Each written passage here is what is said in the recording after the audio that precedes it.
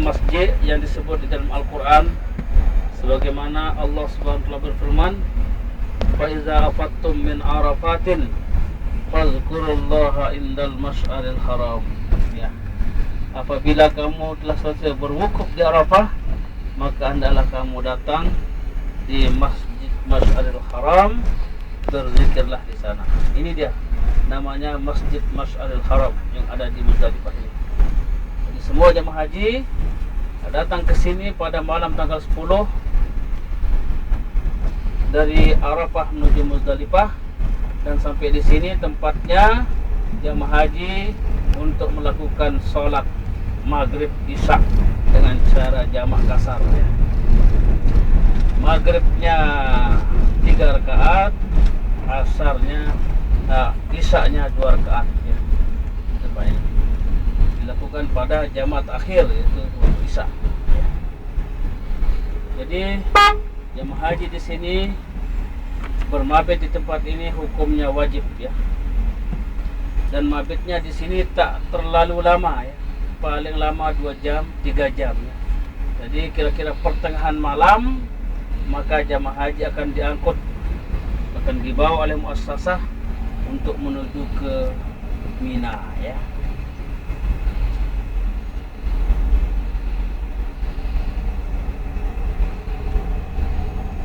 Dan di mana jamaah haji di tempat ini tuan-tuan semua adalah termasuk mabit di sini adalah hukumnya wajib ya, wajibnya haji.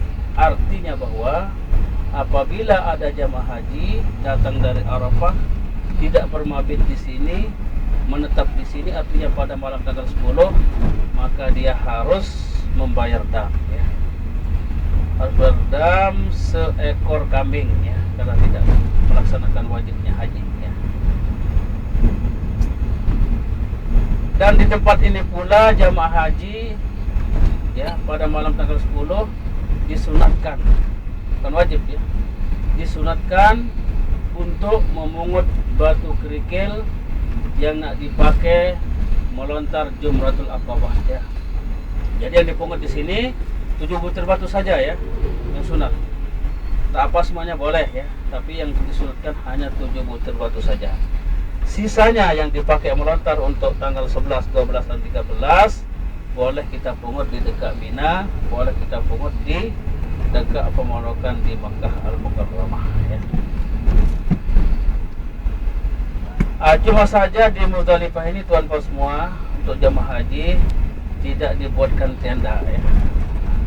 Tak seperti di Mina, tidak kita lihat ya. Karena jamaah haji di Muzdalifah ini sebagaimana saya cakap tadi, di sini jamaah haji cuma mabit hanya sebentar saja, sekejap saja. Jadi itu kurang lebih dalam 2 atau 3 jam ya. Ya, ini lihat sebelah kiri ini adalah stasiun kereta api yang ada di Muzdalifah ya. Samping kiri jalan ya, ini ada pokok yang berdiri, yang tumbuh ini. Ini adalah sempadan ya, tempat ini sempadan antara Muzdalifah dan Mina ya. Dan sempadan ini nama dia adalah Wadi Muhassir namanya, Lembah Muhassir ya. Di mana di Lembah Muhassir ini tempatnya pernah terjadi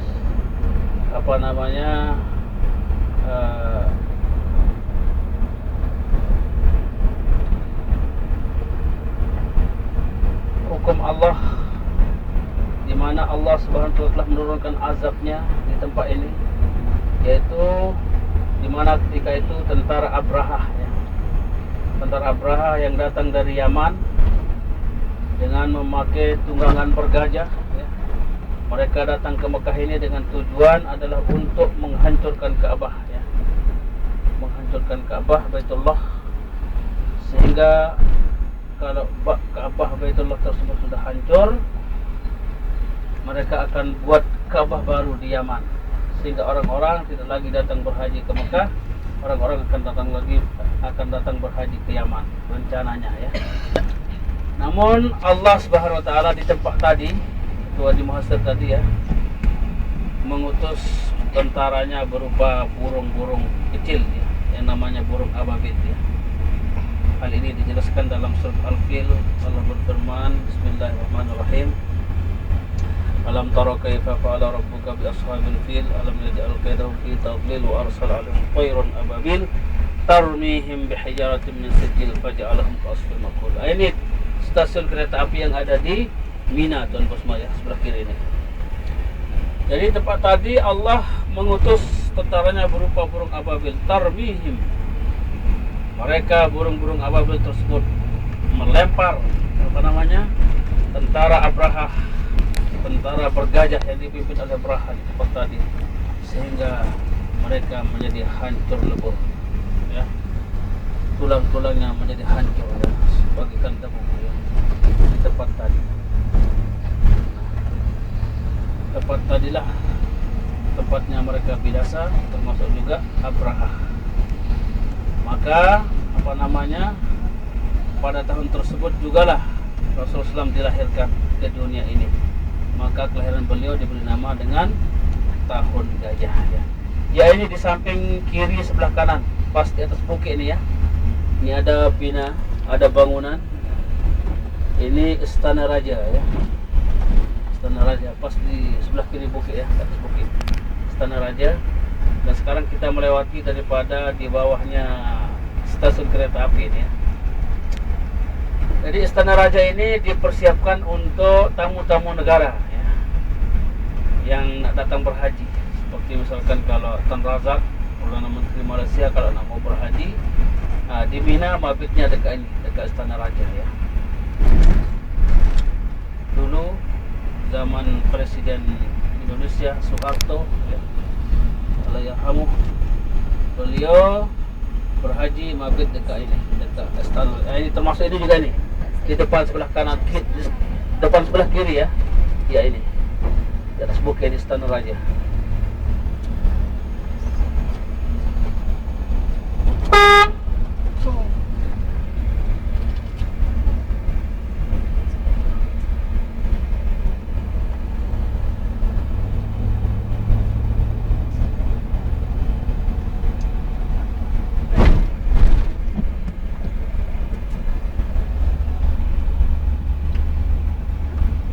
Ya, tuan-puan, sekarang posisi kita ini berada di area Mina, ya. Ini lihat sebelah kanan kita ini adalah tenda yang dipersiapkan untuk jemaah haji yang mabit di Mina ini, ya. Di mana tenda-tenda ini, tuan-tuan semua, ya, dalam bentuknya yang unik, ya. Dan memang ini tenda adalah hasil daripada kerja keras Allahyarhamuh Raja Fahad bin Abdul Aziz untuk membuat tenda di Mina ini supaya tendanya anti bakar, ya, anti api, sehingga boleh dicoba, ya, dikasih api atau korek, salah ini tenda ini tak akan terbakar, ya. Karena dulu Mina ini sering sekali terjadi kebakaran, ya. Hampir setiap tahun terjadi kebakaran pada musim haji. Dan ini Allahyarhamuh Raja Fahad bin Abdul Aziz memerintahkan kepada lembaga haji supaya tenda-tenda di Mina ini dibuat dengan bahan-bahan yang anti bakar atau anti api. Alhamdulillah, sejak saat itu sampai dengan sekarang ini belum pernah terjadi kebakaran di Mina ini, terutama tenda-tendanya, ya. Jadi lihat di sebelah kiri kita ada bangunan, ya, 1, 2, 3, 4 lantai, ya. Ini adalah tempat pelontaran jumroh, ya. Dan di samping juga ada masjid sama seperti Masjid Namirah, Masjid Muzdalifah, Masjidil Haram, sudah tua ini, Masjid Khaib namanya, ya.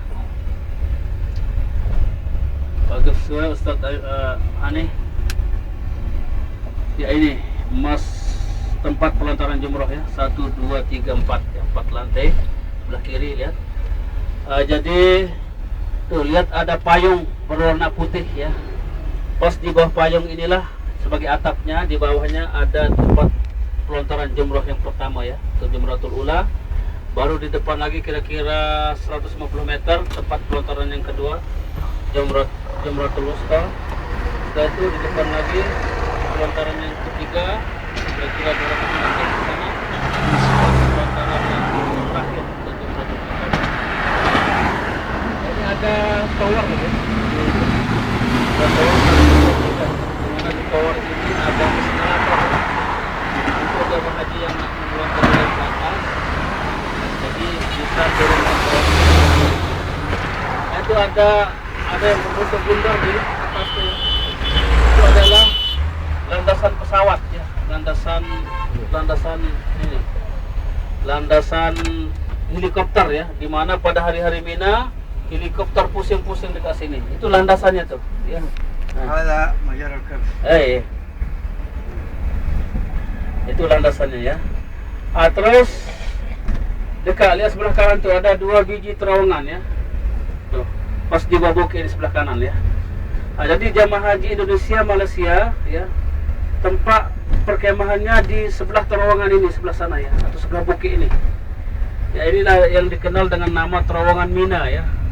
Yang tempatnya terjadi insiden dulu pada tahun 91 ya, ini sebelah kanan. Nah, jadi jamaah haji berangkat dari sana ya, tempat perkemahannya sebelah terowongan ini, menuju ke Jamrat ini kurang lebih sekitar 3 kilo ya. Untuk jamaah haji tabung haji PKS dekat sini, apa namanya, tendanya ya, dekat daripada Jamrat ini, karena dia bayarnya mahal dalam 20.000, 22.000 ya, ke sini. Jadi jemaah haji berangkat dari sebelah terowongan sana menuju ke Jamrat ini kurang lebih sekitar 3 km ya. Balik 3 km. Berarti 6 kilo nak jalan sehari di Mina ini. 6 kilo kalau 4 hari berarti 24 kilo nak jalan di kota Mina selama pelaksanaan mabit di sini ya. Nah, memang di Mina ini banyak sekali terowongan-terowongan ya. Di mana terowongan di sini menghubungkan antara apa namanya, Masyaril Muqaddasah, tempat-tempat pelaksanaan ibadah haji, dengan Masjidil Haram ya. Termasuk diantaranya yang kita 65 biji terowongan ini disambung menjadi satu terowongan, akan berkepanjangan kurang lebih sekitar 35 km ya, sehingga akan menjadi terowongan terpanjang di dunia. Termasuk ini tempat perkemahan juga ini ya, tempat pemondokan jemaah haji ketika di Mina ya. Mau terus ke bawah ini.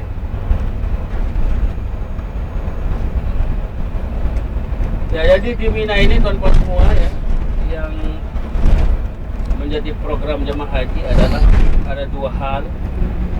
Yaitu pertama, mereka jemaah haji di sini nak mabit ya, menetap di sini selama 3 malam ya. Mulai malam tanggal 11, 12 dan 13. Boleh jemaah haji meninggalkan Mina tanggal hari 12, maka itu disebut sebagai apa namanya, nafar awal ya, nafar awal. Jemaah haji yang meninggalkan Mina tanggal 13 disebut sebagai nafar sani. Nah, dalam Al-Quran kedua-duanya boleh ya, terserah kita mau nafar awal atau nafar sani. Setelah itu yang kedua program jemaah haji di Mina ini adalah melontar ya, melontar jumrah, yang dimana yang pertama-tama kita lontar khusus pada pagi hari tanggal 10 ketika kita datang dari Muzdalifah adalah khusus Jumratul Aqabah. Kita lontar satu saja. Nah, pada hari berikutnya 11, 12, 13, 23 kita akan melontar semuanya, mulai dari Jumratul Ula, Jumratul Wusta dan Jumratul Aqabah. Ketiga-tiganya dilontar pada hari 11 dan 12, 13. Apabila kedua hal ini selesai kita lakukan di Mina, mabit dan melontar, maka kita akan meninggalkan Mina pada hari 13. Bagi yang belum melaksanakan tawaf ifadah dan sa'i, maka dia disebut sebagai tahallul awal. Hajinya masih tahallul awal. Kalau orang hajinya tahallul awal, maka kalau dia berhaji dengan istrinya, ya, belum boleh dulu bergesek-gesekan sama istri, ya. Di Barakah, milik Barakah, Ustaz. Belum boleh dulu cari kamar barokah. Kalau bersih, belum tahallul sani. Nah, kalau bergesek-gesekan sama istri belum tahallul sani, maka dia wajib dam seekor kambing. Nah, apabila sudah selesai melaksanakan tawaf sa'i, maka itu dia namanya sudah tahallul sani. Boleh istri, boleh mengawinkan, boleh kawin, ya. Kalau bagi yang nak mau kawin, ya.